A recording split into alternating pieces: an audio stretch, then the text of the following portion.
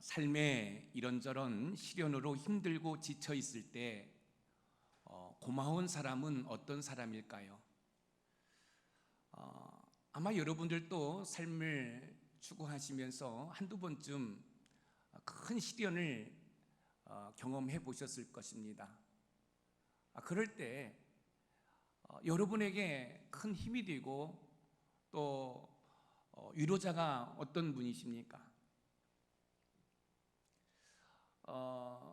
내가 잘했든 못했든 그걸 떠나서 내 입장에서 나의 이야기에 경청해주고 응원해주고 또 나의 속감정까지 헤아려주는 사람이 진정한 위로자요 좋은 분으로 기억하고 있지 않을까요? 우리에게는 인생 가운데 이런저런 시련이 있습니다. 그런 시련 가운데 내 편에서 내 이야기를 들어주는 사람이 있다고 한다면 얼마나 좋을까요? 그래서 상대방의 이 속감정, 그 상대방의 욕구를 헤아려 준다는 것은 매우 중요하죠.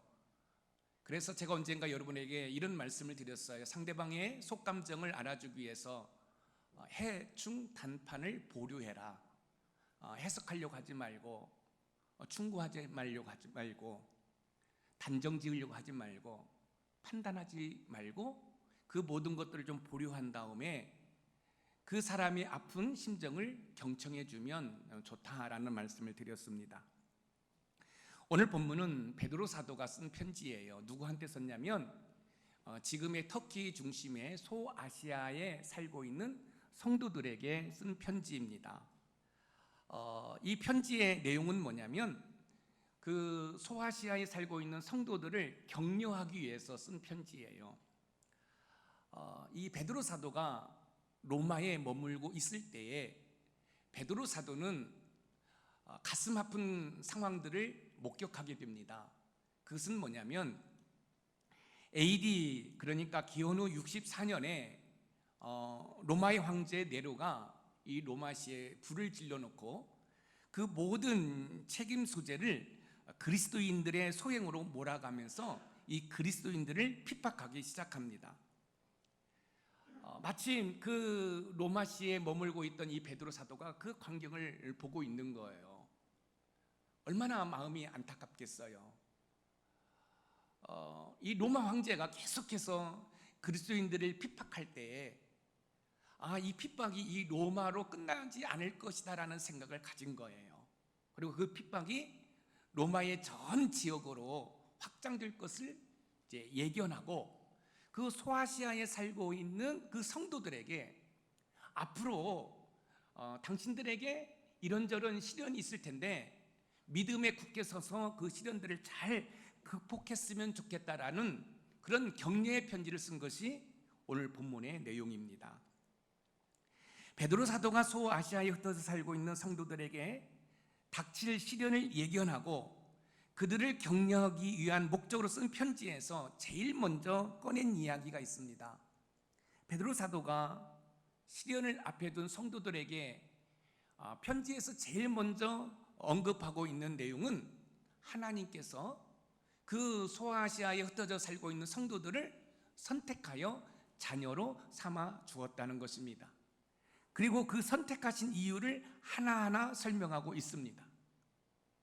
왜 베드로 사도는 시련을 눈앞에 둔 성도들에게 하나님께서 소아시아에 흩어져 살고 있는 성도들을 하나님의 자녀로 선택했다는 이야기를 할까요? 그것은 시련이 닥친다고 해도 자신이 하나님의 자녀로 선택받은 사실을 안다면 믿음으로 잘 극복할 것이라는 생각으로 편지 처음에 그런 사실들을 언급하고 있는 것입니다. 내 스스로가 하나님의 자녀로 선택받았다는 사실을 안다면 시련을 대하는 태도가 달라질 것입니다. 때로는 당당할 것입니다. 그리고 꿋꿋하게 잘 견딜 것입니다. 만약에 제가 하층민이라고 한번 생각해 보세요. 하층민인 제가 포로로 잡혔어요. 그럼 어떨까요? 굽신굽신하겠죠. 나 좀 제발 살려달라고. 그런데 제가 하층민이 아니라 제가 왕이에요. 제가 왕인데 다른 나라에 정복을 당해서 제가 포로로 잡혔어요. 이때 저의 생각과 행동은 달라질 것입니다. 제가 포로지만 왕이기 때문에 당당할 것이에요. 그래요. 베드로 사도가 소아시아에 흩어져 살고 있는 성도들에게 앞으로 시련이 닥칠 텐데 그 시련 가운데 믿음으로 잘 극복하기를 원하면서 제일 처음으로 꺼낸 화두가 뭐냐면 하나님께서 당신들을 선택하여 자녀로 삼아 주었다는 것입니다. 하나님으로부터 선택을 받았다는 베드로 사도의 격려의 편지는 시련을 앞에 둔 성도들에게 큰 위로가 되었을 것입니다. 그럼 하나님께서 여러분을 선택하신 이유는 뭘까요? 우리 국길동 안수사님께서 기도하시면서 코로나19로 힘든 시기를 우리가 지금 믿음으로 잘 견뎌가고 있다라고 기도를 하셨는데, 여러분 이렇게 시련 가운데 하나님께서 나를 왜 선택하셨고 또 하나님께서 나를 하나님의 자녀로 선택하신 이유는 무엇인지를 우리가 안다고 한다면 우리 가운데 있는 시련을 넉넉하게 극복할 수 있지 않을까 생각해 봅니다. 그럼 하나님께서 나를 하나님의 자녀로 선택하신 이유가 무엇인지 하나하나 살펴보면서 시련 가운데 믿음으로 넉넉히 이기는 여러분들이 되기를 주님의 이름으로 축원드립니다. 첫 번째, 나를 하나님의 자녀로 선택하신 이유는 성령으로 거룩하게 구별하기 위해서 선택하셨습니다. 사람들은 자신들의 출생에 대해서 어떤 의미를 부여하기보다는 보편적으로 부모님들의 사랑의 결실로 태어났다고 생각합니다. 그렇죠? 어렸을 때는 엄마 아빠가 뽀뽀해서 내가 태어났다라고 이렇게 이야기를 했어요. 그러나 하나님을 믿는 성도들의 생각은 달라야 합니다. 여러분이 이 땅에 태어난 사실에 대해서 베드로 사도는 오늘 본문 베드로전서 1장 2절 상반절에 이렇게 이야기하고 있어요. 곧 하나님 아버지의 미리 아심을 따라. 미리 아심이라는 뜻은 여러분이 부모님의 사랑으로 어쩌다가 태어난 것이 아니라 하나님께서 미리 예정에 따라 선택이 되었다라는 사실입니다. 하나님께서 여러분을 미리 예정하셔서 이 땅에 태어나게 하셨습니다. 하나님께서 예정하셨다면 그럼 언제 예정하셨을까? 그렇지 않을까요? 하나님이 미리 여러분들이 이 땅에 태어나시기 전에 예정을 하셨어요. 그리고 여러분들 이 땅에 태어나게 하셨어요. 그러면 하나님께서 여러분들을 예정한 그때는 언제인가? 바로 창세 전입니다.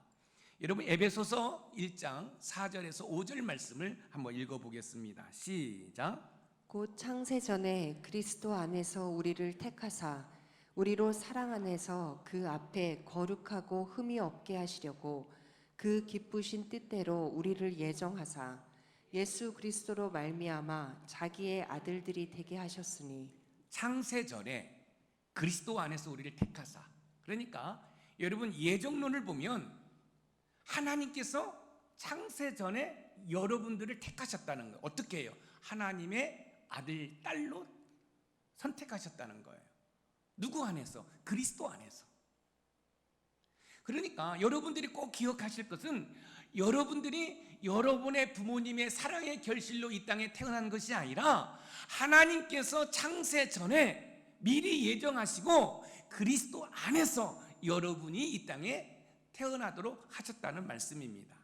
하나님의 선택 요리는 하나님께서 그리스도 안에서 여러분들을 영원전부터 선택하셨다는 말씀입니다. 좀 더 여러분의 이해를 돕기 위해서 갈라디아서 1장 15절 말씀을 읽어보겠습니다. 시작. 내 어머니의 태로부터 나를 택정하시고 그의 은혜로 나를 부르시니가.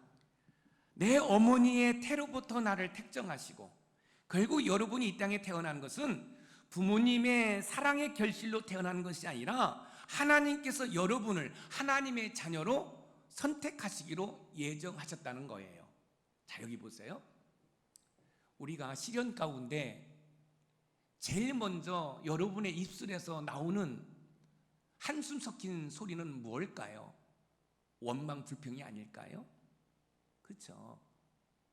내가 좀 부모님의 도움을 받아서 많이 배웠다고 한다면, 부모님이 나에게 많은 유산을 물려주었다고 한다면, 아니 내가 이런 고생을 하지 않을 텐데 라는 생각을 할 수가 있지요. 그런데 보십시오, 지금 소아시아에 흩어져 살고 있는 이 성도들은 많은 시련의 파도가 밀려올 것입니다.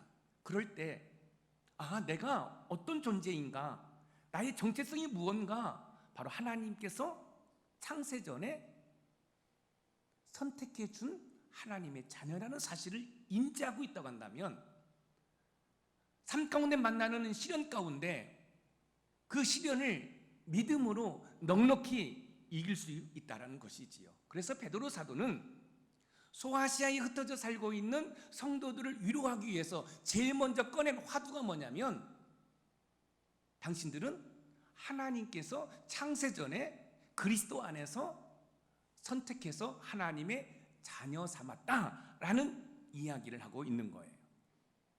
하나님께서 여러분을 예정하시고 자녀로 선택하셨는데 왜 여러분을 하나님의 자녀로 선택했을까요? 그렇죠. 하나님의 자녀로 선택한 이유가 있을 거 아니에요. 그 이유를 오늘 본문 베드로전서 1장 2절 상반절 한번 읽어보겠습니다. 시작. 곧 하나님 아버지의 미리 아심을 따라 성령이 거룩하게 하심으로. 성령이 거룩하게 하심으로. 여러분 안에 계신 성령 하나님의 사역 가운데 하나가 여러분들을 거룩하게 하는 거예요. 여기서 거룩이라는 뜻은 구분되었다. 뭐하고 구분되었다? 죄하고 구분되었다. 그러니까 여러분들이 예수 그리스도를 나의 구주로 영접하는 순간 성령 하나님이 여러분의 심령 가운데 자정하고 계시거든요. 그런데 여러분의 심령 가운데 자정하고 계신 성령 하나님의 사역이 어떤 사역이냐면 여러분들을 거룩하게 하는 거예요. 여러분을 죄와 구별되게 하는 거예요. 하나님의 자녀로 선택을 받은 여러분이 하나님의 자녀로 살기 위해서는 성령으로 거룩해져야 합니다. 왜냐하면 하나님께서 이렇게 말씀하셨습니다. 내가 거룩하니 너희도 거룩하라. 하나님께서 말씀하십니다. 나는 죄와 상관이 없어. 그러니 나하고 친밀한 교제가 되려면, 나의 자녀가 되길 원한다고 한다면 너희들도 거룩해져야 돼.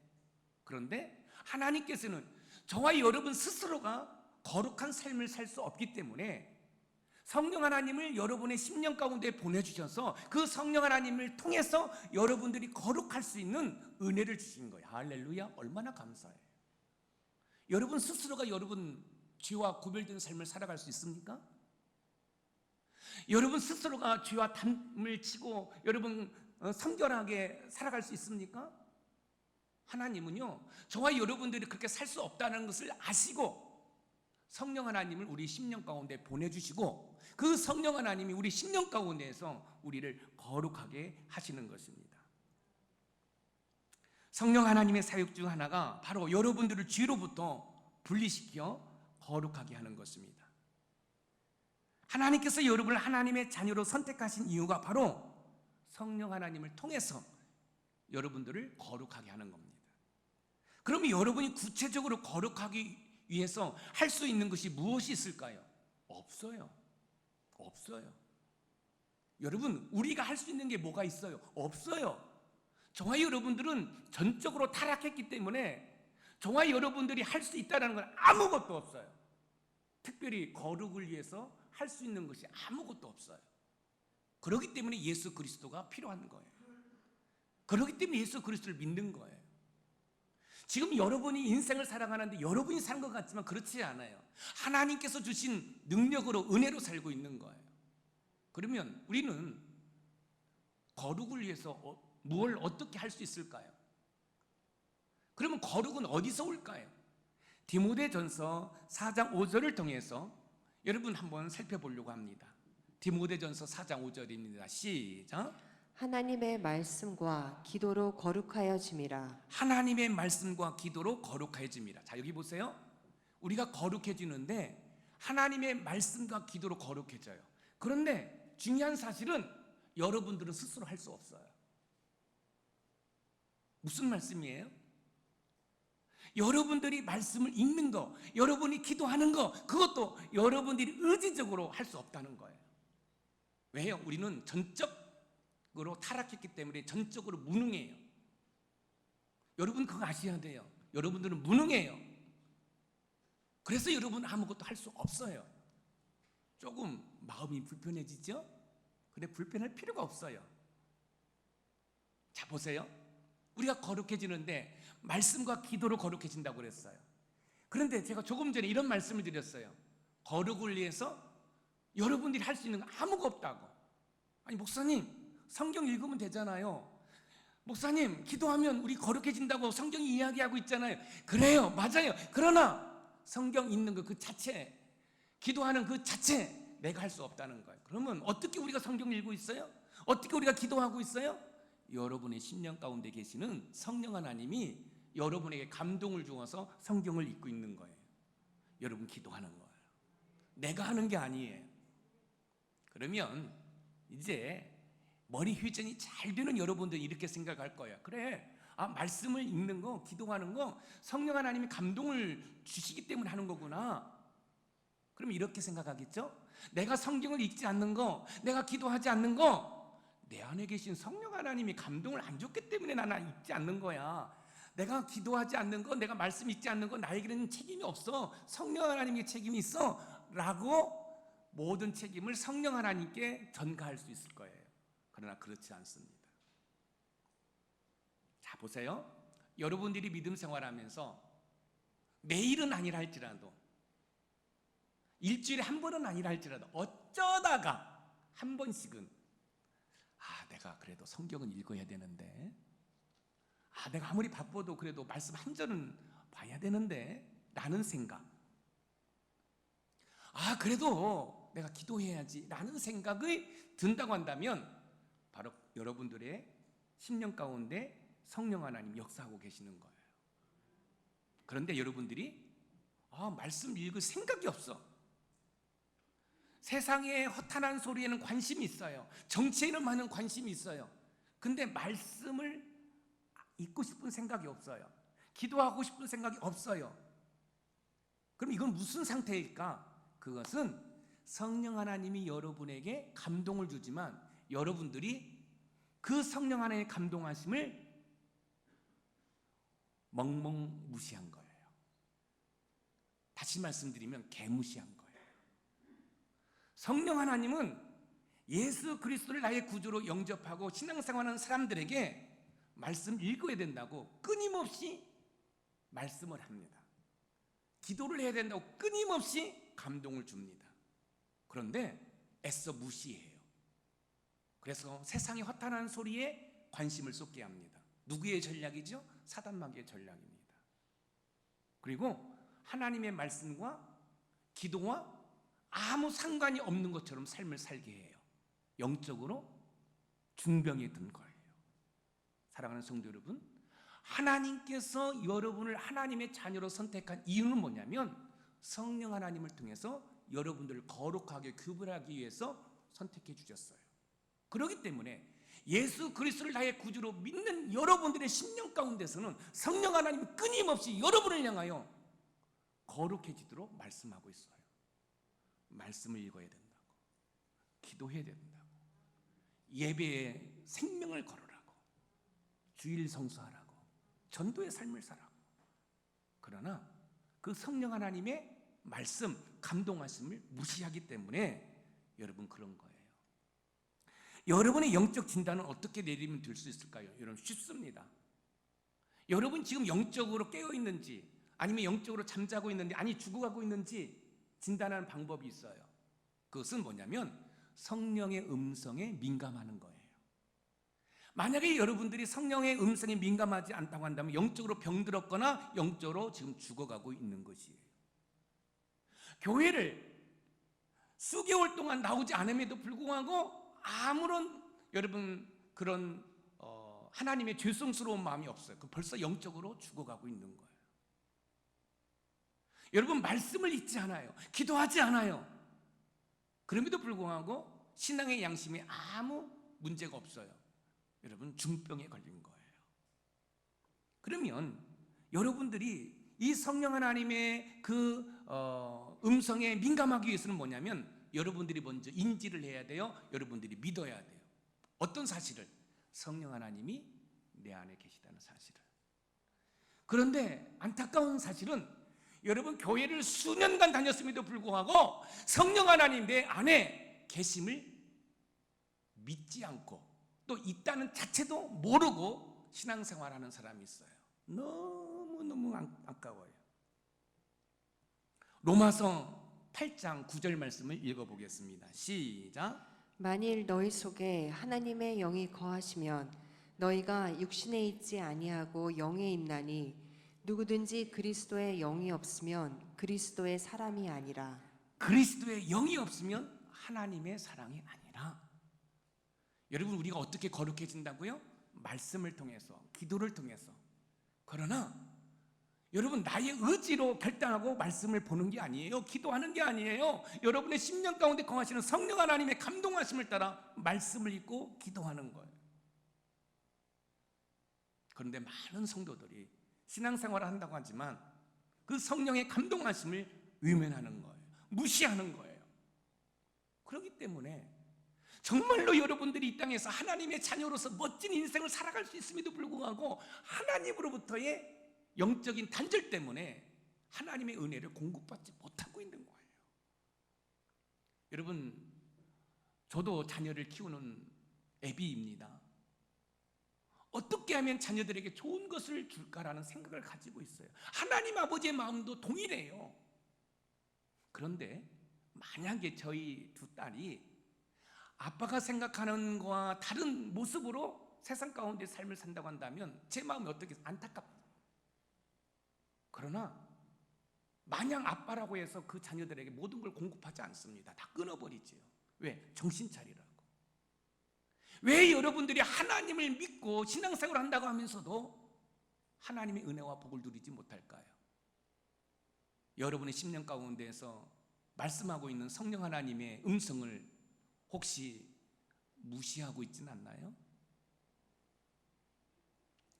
사랑하는 성도 여러분, 성령 하나님으로 거룩하게 될 때 거룩하신 하나님과 친밀한 교제를 하게 되고 친밀한 교제를 할 때 우리는 말할 수 없는 하나님의 은혜와 복을 누릴 수 있음을 믿으시기 바랍니다. 지금부터라도 말씀 읽기 위해 노력하십시오. 기도하기에 힘쓰십시오. 그러나 그것은 여러분의 의지의 결단이 아니라 성령 하나님이 여러분들을 말씀 읽을 수 있도록 이끌어 가실 것입니다. 기도할 수 있도록 이끌어 가실 것입니다. 그럴 때 순종하십시오. 그러면 말씀이 읽혀집니다. 여러분 기도할 수 있습니다. 왜요? 나의 의지의 결단으로 말씀을 읽는 게 아니에요. 나의 의지의 결단으로 기도하는 게 아니에요. 성령이 감동 주는 대로 순종만 하면 말씀 읽을 수 있습니다. 말씀의 은혜를 깨달을 수 있습니다. 기도할 수 있습니다. 능력자의 삶을 살아갈 수 있습니다. 두 번째, 나를 하나님의 자녀로 선택하신 이유는 순종하도록, 예수 그리스도에게 순종하도록 여러분 선택했다는 사실입니다. 하나님의 자녀로 선택을 받은 여러분이 하나님의 자녀로 살기 위해서는 성령으로 거룩하게 구별되었다면 이제는 예수 그리스도께 순종하는 삶을 살아야 합니다. 왜냐하면 여러분의 심령 안에 거하시는 성령 하나님의 사역 중 하나가 여러분들이 예수 그리스도께 순종하도록 이끌어간다는 거예요. 할렐루야. 여러분 성령 하나님이 여러분의 심령 가운데 계시는데 그 성령 하나님의 사역이 뭐냐면 여러분을 거룩하게 구별할 뿐만 아니라 예수 그리스도께 순종하도록 한다는 거예요. 여기 잘 들으셔야 돼요. 여러분 여기 있는 담임 목사는 여러분들의 영적인 코칭이에요. 제가 늘 말씀을 드리잖아요. 여기 있는 김 목사가 여러분에게 인정받지 못하면 과연 이 김 목사가 하나님께 인정받을 수 있을까라는 생각을 하고 저는 목회를 해요. 여러분도 그러셔야 돼요. 여러분이 믿음 생활할 때 여러분 하나님께 인정받고 싶죠? 그런데 하나님이 여러분에게 그렇게 말씀하실 거예요. 내가 세운 목자의 인정부터 받아라. 여러분들이 여기 있는 담임 목사의 코칭에 인정받지 못한다고 한다면, 순종하지 못한다고 한다면 하나님으로부터 인정받는다는 걸 한번 생각해 보셔야 돼요. 성령의 사역은 예수 그리스도께 순종하고요, 예수 그리스도를 선포하는 주의 종에게도 여러분 순종하기를 원한다라는 거예요. 오늘 본문 베드로전서 1장 2절 중반절을 한번 읽어봅니다. 시작. 성령이 거룩하게 하심으로 순종함과 순종함과, 이 순종함이라는 단어가 헬라어로 휘파코인인데 그 의미가 아래에서 들음이라는 문자적 의미입니다. 이는 겸손하게 그리스도의 복음을 듣고 그것을 삶 가운데 받아들이는 것을 순종이라고 이야기하는 거예요. 여러분, 구원이 무엇입니까? 그리스도의 복음을 받아들인 후 생긴 믿음이지요. 거룩하게 하심이 성령 하나님의 일하심의 결과라면 순종도 마찬가지입니다. 내가 순종하고 싶다고 해서 순종하는 것이 아니라 내 안에 계신 성령 하나님께서 예수 그리스도께 순종하도록 일하시기 때문에 여러분, 우리가 순종을 하는 거예요. 여러분이 순종한다고 생각하지 마세요. 다시 한번 여기 보세요. 우리는 전적으로 타락했습니다. 저와 여러분들은 전적으로 부패했습니다. 여러분 스스로 뭔가 할 수 있다는 게 아무것도 없어요. 그래서 여러분들은 이렇게 고백해야 돼요. 그래서 예수님이 필요합니다. 그래서 하나님은 의존합니다. 그럴 때 그 성령 하나님이 여러분의 심령 가운데서 성령으로 거룩하게 구별하고 예수 그리스도께 순종하도록 여러분들을 이끌어 가신다는 사실입니다. 거룩하게 하심, 순종하게 하심, 그 모든 것이 뭐예요? 성령 하나님의 사역입니다. 여러분, 디도서 3장 5절 말씀을 읽어봅니다. 시작. 우리를 구원하시되 우리가 행한 바 의로운 행위로 말미암지 아니하고 오직 그의 국률하심을 따라 중생의 씻음과 성령의 새롭게 하심으로 하셨나니. 성령의 새롭게 하심으로 하셨나니, 거룩하게 구별되어 순종함으로 구원받는 것도 성령 하나님의 일하심의 결과라는 사실을 기억할 필요가 있습니다. 성령 하나님께서 여러분의 심령 가운데 일하시도록 하기 위해서 여러분들이 하실 일이 있어요. 많이 따라 하셨죠? 성령 하나님을 인정하고 환영하고 모셔드리고 그 성령 하나님과 인격적인 교제를 나누는 거죠. 할렐루야. 성령 하나님은 인격적인 분이에요. 그래, 분명히 그 성령 하나님과 교제할 수 있어요. 인격적이라는 게 이런 거예요. 최수종 간사님, 제가 대화를 하잖아요. 똑같아요. 성령 하나님과 인격적인 교제를 나눌 수 있어요. 여러분 힘드십니까? 그럼 친구 만나서 친구야 나 힘들어 이렇게 이야기하는 것처럼 성령 하나님께, 성령 하나님 제가 너무너무 힘듭니다. 코로나19로 인해서 지금 내 사업에 어려움이 있습니다. 이 돌파구를 찾을 수 있도록 도와주세요. 이게 인격적인 교제죠. 하나님의 자녀로 선택을 받은 여러분이 성령 하나님의 일하심으로 예수 그리스도께 순종해야 한다면 어느 정도까지 순종해야 할까요? 어느 정도까지? 우리가 예수 그리스도께 순종해야 되는데 어디까지, 어느 정도까지 순종해야 할까요? 순종의 모델링은 없을까요? 있습니다. 바로 우리 예수님이 십자가에 죽기까지 성부 하나님께 순종을 하셨습니다. 빌립보서 2장 6절에서 8절 말씀을 읽어봅니다. 시작. 그는 근본 하나님의 본체시나 하나님과 동등됨을 취할 것으로 여기지 아니하시고 오히려 자기를 비워 종의 형체를 가지사 사람들과 같이 되셨고 사람의 모양으로 나타나사 자기를 낮추시고 죽기까지 복종하셨으니 곧 십자가에 죽으심이라. 사람의 모양으로 나타나사 자기를 낮추시고 죽기까지 복종하셨으니 곧 십자가에 죽으심이라.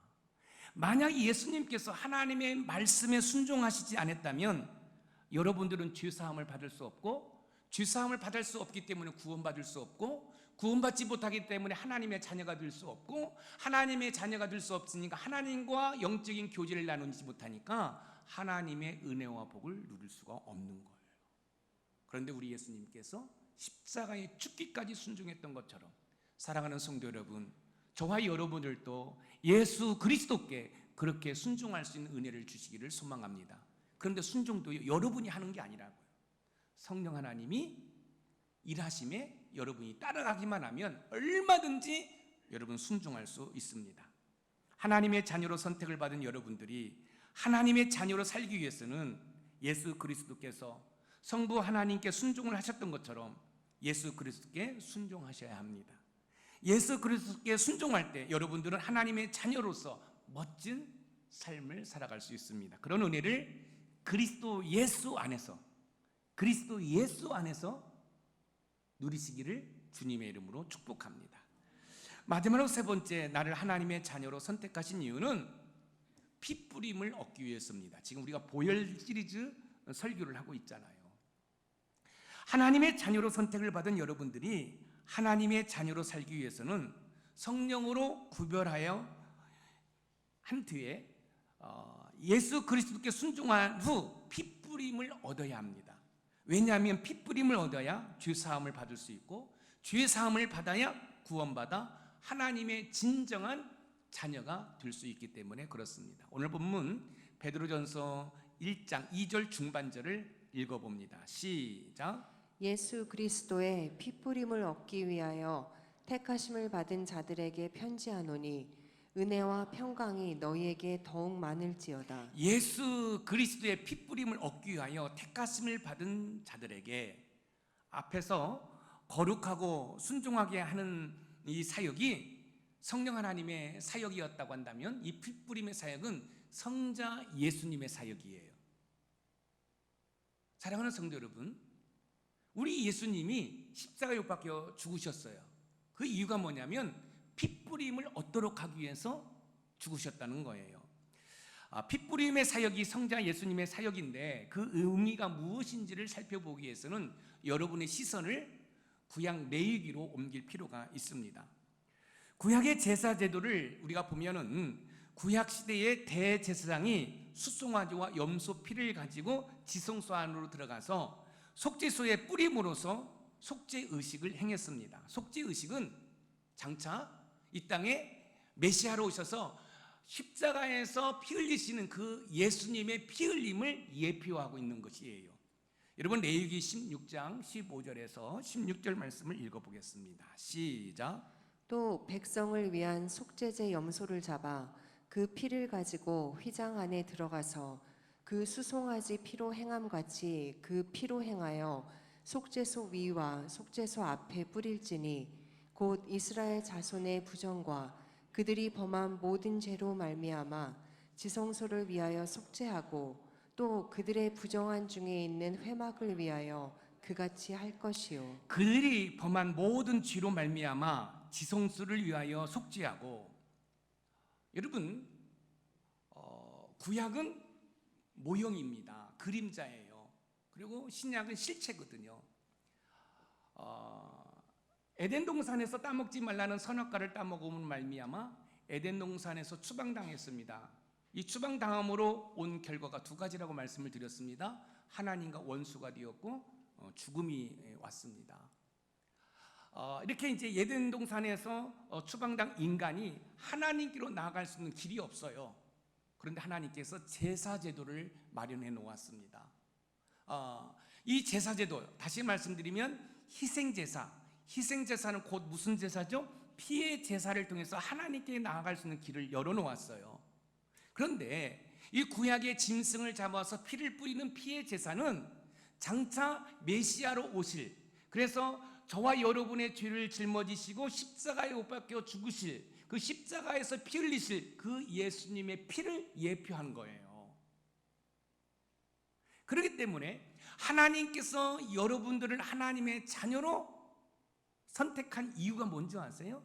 성령으로 거룩하게 구별할 뿐만 아니라 예수 그리스도의 순종의 삶을 통해서 예수 그리스도의 피 뿌림을 얻어 죄 사함 받고 구원받아 하나님의 자녀로 폼나게 살아가도록 하시기 위해서 하나님께서 여러분들을 하나님의 자녀로 부르셨다는 거예요. 여러분 창세전에 우리를 예정하시고 우리를 선택하신 사역은 성부 하나님의 사역입니다. 그 다음에 성자 하나님의 사역은 피 뿌림을 얻도록 하는 사역입니다. 그 다음에 성령 하나님의 사역은 우리 심령 가운데에서 우리를 거룩하게 구별하고 예수 그리스도께 순종하도록 우리를 이끌어갑니다. 자, 그럼 여기에서 우리는 놀라운 사실을 발견하게 돼요. 여러분 한 분이 구원받기 위해서 삼위일체 되신 하나님이 여러분 사역을 하셨다는 사실이에요. 그러면 지금 이 소아시아에 흩어져 살고 있는 성도들이 이제 장차 많은 시련을 당할 텐데 이 사실을 안다고 한다면 어떻게 되겠어요? 원망하고 불평하겠어요? 그러지 않을 것입니다. 아하, 내가 하나님으로부터 선택받은 하나님의 자녀라는 이 사실 앞에 여러분 시련들을 어떻게 당당하게 맞이하지 않겠어요? 오늘 이 아침에 제가 사도 베드로가 되어서 여러분에게 말씀드립니다. 사랑하는 성도 여러분, 여러분들이 뭐 다른 사람보다 폼나게 살지 못한다 할지라도 여러분들이 기억하실 것이 있습니다. 그것은 여러분들이 하나님께 선택받은 하나님의 자녀라는 사실입니다. 하나님의 자녀라는 이 사실을 알고 여러분 당당하게 이 세상을 살아가는 은혜가 있기를 주님의 이름으로 축원드립니다. 앞에서 이야기한 거룩과 순종은 결국 예수 그리스도의 핏부림을 위한 것이었습니다. 예수 그리스도의 핏부림으로 인해서 우리의 모든 죄가 깨끗이 씻음 받습니다. 요한일서 1장 7절 말씀 읽어볼까요? 시작. 그가 빛 가운데 계신 것 같이 우리도 빛 가운데 행하면 우리가 서로 사귐이 있고 그 아들 예수의 피가 우리를 모든 죄에서 깨끗하게 하실 것이요. 예수의 피가 우리를 모든 죄에서 깨끗하게 하실 것이요. 예수 그리스도의 핏부림으로 인해 모든 죄에서 깨끗하게 된 여러분들은 원수 관계했던 하나님과 가까워졌고 심지어 하나가 되었습니다. 에베소서 2장 13절 한번 읽어볼까요? 시작. 이제는 전에 멀리 있던 너희가 그리스도 예수 안에서 그리스도의 피로 가까워졌느니라. 그리스도의 피로 가까워졌느니라. 자, 여기 보세요.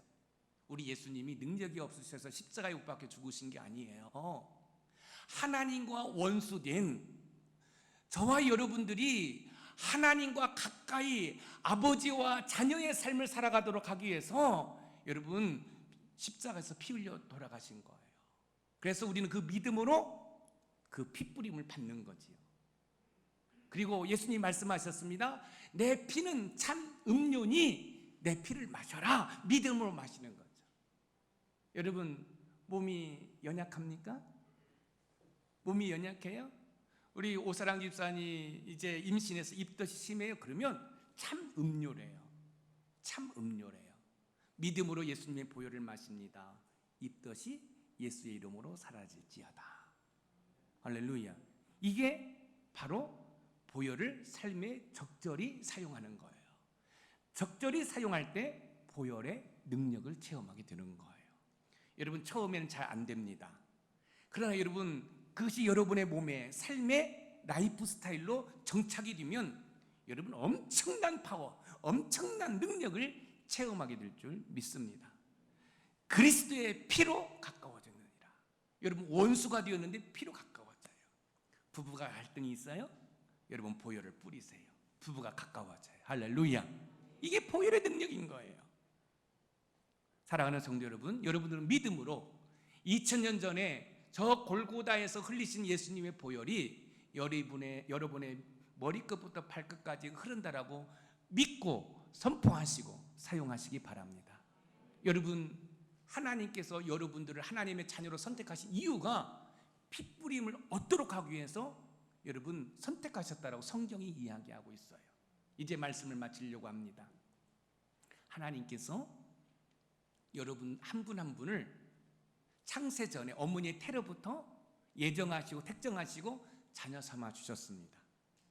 그 자녀 삼아 주신 이유가 딱 세 가지입니다. 오늘 본문에서 첫째는 성령으로 거룩하게 구별하기 위해서, 그리고 예수 그리스도께 순종하기 위해서, 또 예수 그리스도의 보혈을 뭐예요? 받기 위해서, 뿌림을 얻기 위해서. 그렇게 되면 어떻게 되죠? 구원받게 되잖아요. 구원받았다는 건 뭐죠? 하나님의 자녀가 되었다는 거죠. 하나님의 자녀가 되었다는 것은 하나님과 영적인 교제를 한다는 거죠. 하나님과 영적인 깊은 교제를 하게 되면 하나님의 것이 나의 것이 되고, 할렐루야, 나의 것이 하나님의 것이 되고 나의 삶의 질이 달라지는 거예요. 사랑하는 성도 여러분, 오늘 말씀을 꼭 숙지하시고 여러분들이 하나님의 자녀로 선택되었다는 이 사실 앞에 힘들고 어렵지만은 코로나19로 인해서 고통스럽지만은 그 고통과 그 시련과 당당히 싸워 넉넉히 이기는 은혜를 누리시기를 주님의 이름으로 축복합니다. 자, 오늘 말씀의 키워드를 여러분 한번 읽어보겠습니다. 시작. 하나님의 자녀로 선택받은 이유는 성령의 거룩하게 하심과 순종함으로 예수 그리스도의 핏부림을 얻기 위해서다. 예수 그리스도의 핏부림을 얻어서 거룩해지고 죄사함 받고 그래서 하나님의 자녀로서 세상에서 당당히 싸워 이기는 우리 도본산 샘물교회 모든 성도들이 되기를 주님의 이름으로 축복합니다.